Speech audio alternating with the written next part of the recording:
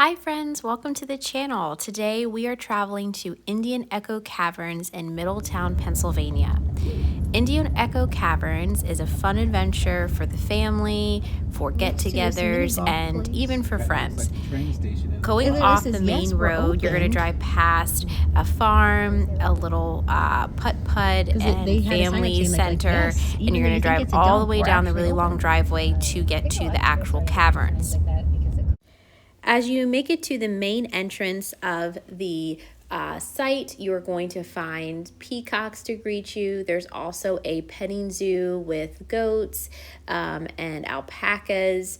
There's also a mining station where you can mine for different rocks and gems. You will purchase bags for the mining inside of the gift shop. Inside of the gift shop, you'll also be able to purchase your tickets to go down into the caverns. It is actually a 45-minute tour, and it's guided by a trained interpretive guide who will explain the cavern's history, geology, and they'll show you various formations throughout the caverns. All of the tours begin outside of the gift shop, and the current cost for adults is $24.50, $22 for seniors age 65 and up, and $14.50 for children 2 to 11. The caverns are open from 10 to 4, and they're closed Tuesday and Wednesday, January through March. And then they're also open 9 a.m. to 5 p.m. past March, from Memorial Day to Labor Day. They are closed on Thanksgiving, Christmas Day, New Year's Day, so that, of course, the employees can spend time with their families. One of the nice things about the caverns is that the temperature year-round is 52 degrees. So whether it's super, super hot outside or super, super cold, it's always going to be 52 degrees. So would recommend that you bring a light jacket if you're a little bit sensitive to temperatures. Cameras with flash and camcorders are permitted inside of the caverns, but you have to leave backpacks and bags within your car and not bring them down into the caverns for safety. Indian Echo Caverns are actually composed of limestone, and it's cut through Beekmantown limestone. And basically, this cavern has been formed through erosive properties of water. So there's uplifting of limestone, and then water has flowed through the rock formations to lead to this. These small crevices that the rocks, are, form into from the water flow actually leads to the formation of these caverns. If you're wondering if there's any animals or anything like that in the caverns, they are not. So if you have a fear of animals or small enclosed spaces, there are no animals down there.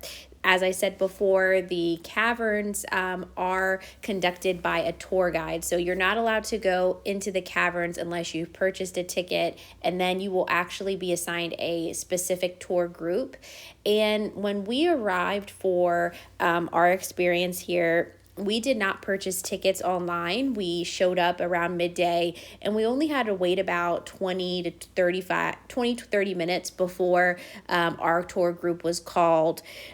Each tour group is composed of about, I would say, 10 to 20 guests, and then your tour guide will take you down into the cavern. Before going in the caverns, they will radio up to the front desk to let them know that they are taking a tour group in the caverns for safety purposes. Once inside of the caverns, they are actually very well lit, and there are lights and electricity all throughout. There are no restrooms, so make sure that you use the facilities before you head down for your tour. As mentioned previously, the tours last approximately 45 minutes. Children are allowed to go on the tours if you're wondering about bringing your kiddos, but once again, I would definitely make sure that they have a snack, something to drink, use the potty before going down into the cavern. Once inside of the cavern, your tour guide will actually point out to you natural formations within the cavern and unnatural. So because there are lights throughout the cavern, some algae and different types of moss have actually grown. The cavern is a very wet, damp environment, and it actually leads to things like that growing that naturally would not grow, because without the electricity that they've pumped in, there would be no light within these caverns. And believe it or not, these caverns were actually discovered hundreds of years ago and have been explored since the 1800s. And so it's kind of amazing that back in that time, people were going in these caverns with lamps and they did not have electricity like we do now. Your tour guide will also point out to you stalactites and stalagmites and show you some of the most impressive rock formations and formations of these different structures throughout the cavern.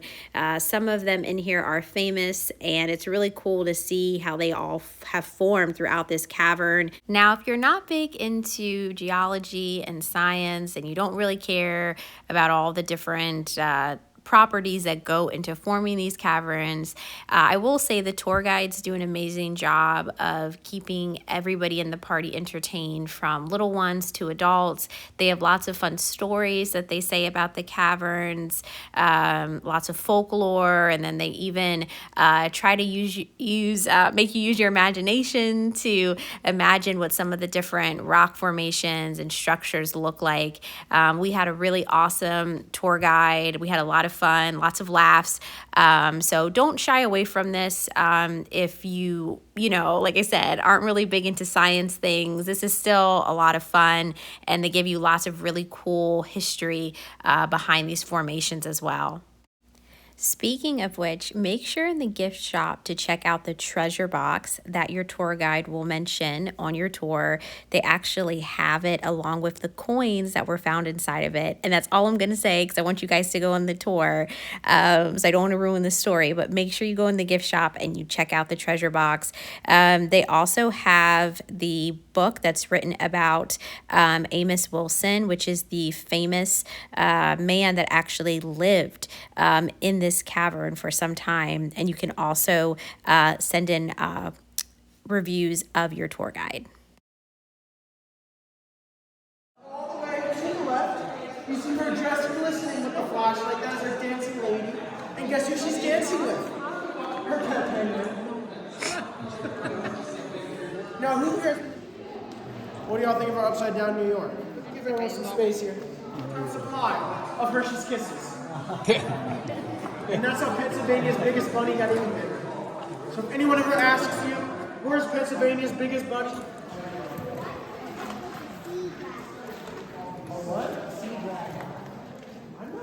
One thing that I would mention about the cavern is that there are going to be lots of spaces where it's very tight and it's very small.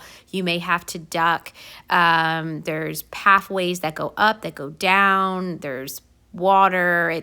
It's not very accessible. So I will say that this is not something for individuals that need access to elevators or accessibility.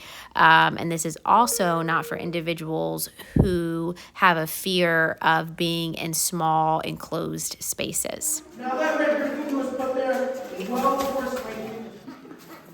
No?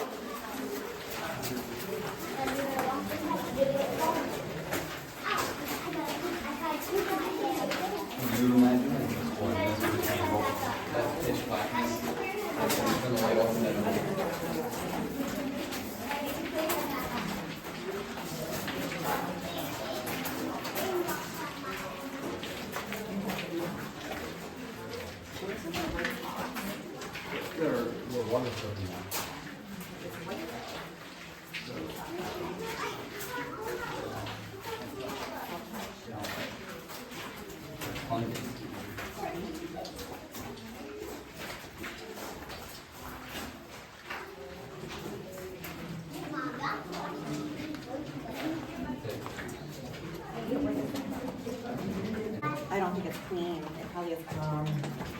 You stick a stick of dynamite in there, you light it up, and you run as fast as you could out of here.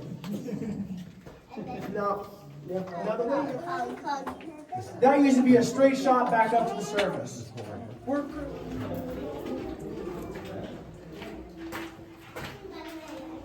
there. Oh. The water has been moved to rise high enough to touch the bridge. My proof of that. Do you see this weird little rock right here along the wall? It looks like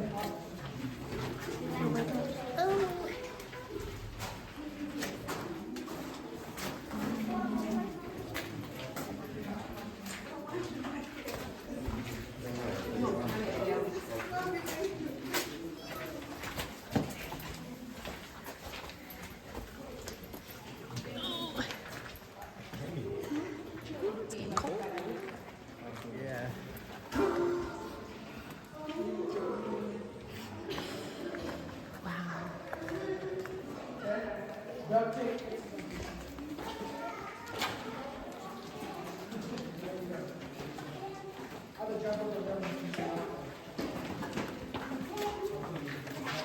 How the rock reflects into the water, and vice versa, if the water reflects into the rock.